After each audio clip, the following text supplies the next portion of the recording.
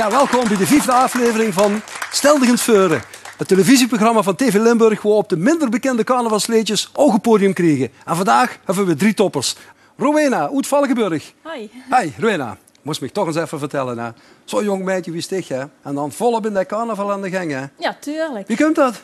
Nou, wie komt dat? Ik ben 4 jaar geleden begonnen als solo-artieste.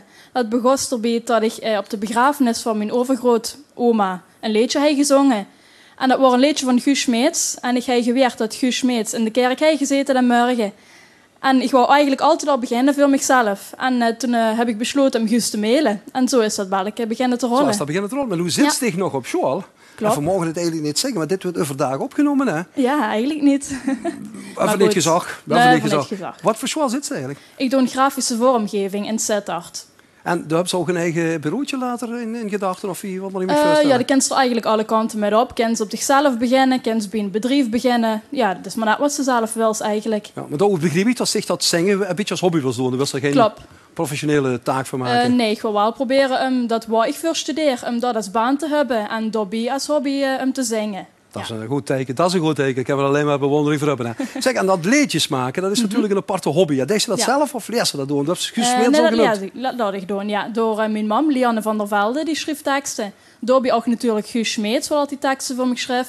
En dan voor daarbij Leide Bruin. Oké. Zeg, en de mam die schreef teksten, dat zullen wel allemaal braaf teksten zijn, want die wil dan natuurlijk een net meidje naar bestaan. Heb je nou eens ruzie met de mam even van die teksten? Ja, soms hebben we wel eens een oneenigheid, maar dat werd erbij en dan is het ook lachen en...